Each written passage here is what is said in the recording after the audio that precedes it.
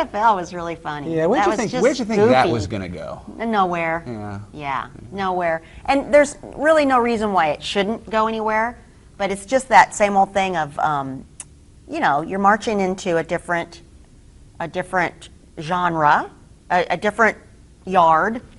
Your yard is wrestling world and entertainment world, McMahon.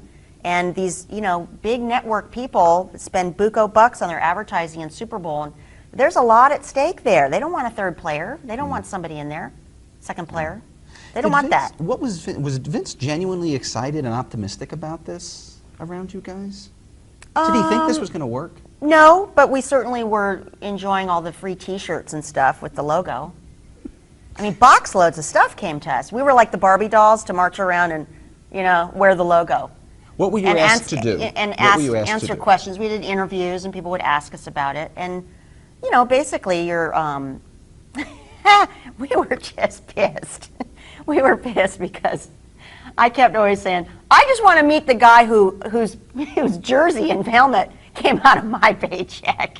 Because we, you know, we try not to talk about money too much with the wrestler in our car rides. But we decided, one car ride, I remember it was with Bob Hawley and some other people, and we decided that across the board, all of our royalties had gone down by 10%. So we were like, so these damn guys better be doing it right, because they're, you know, they're running around on our cash, our livelihood. Wow. So yeah, it was pretty apparent that we were out making a product that was helping to feed and spawn life into these new guppies called football players.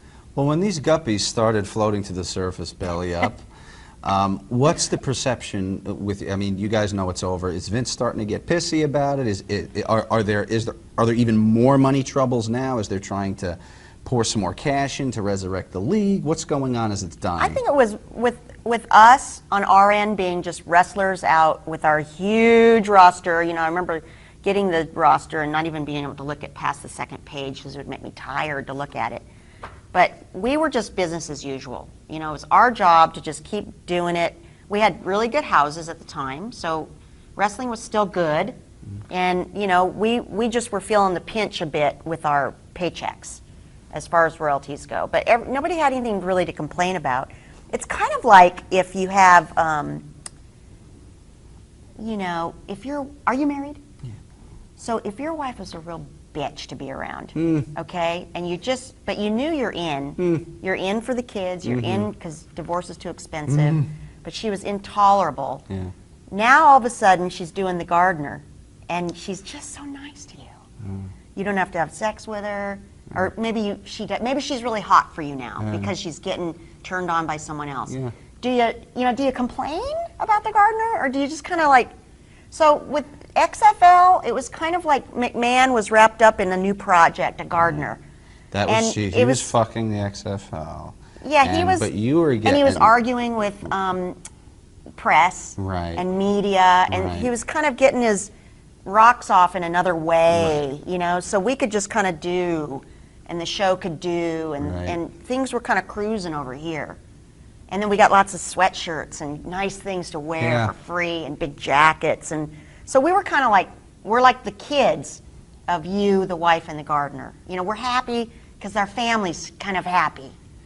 Rewind that 10 times, get a schematic, and you'll get there. There's something there. It's there. That's one of the Ivory analogies. There will be more of those. Oh, I love them. Keep going.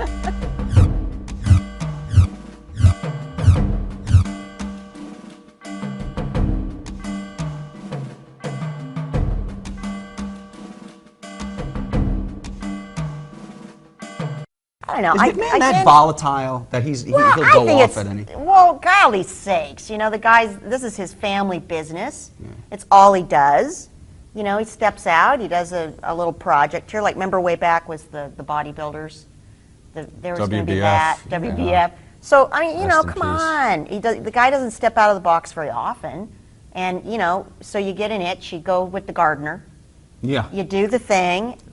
They have to use that spot now, the gardener thing. It's not going anywhere, don't worry. Go with the, you know, so you're happy, or, you know, being creative or whatever, spending money. maybe it's like making films. Mm. Maybe it's like, let me get rid of some money. Let me on purpose do something that's not going to make it. That's to show some red so your tax obligation Yeah, is less. we don't know. Not that we do that here. But I mean, you know, they say in filmmaking, you've Yeah. got to do like three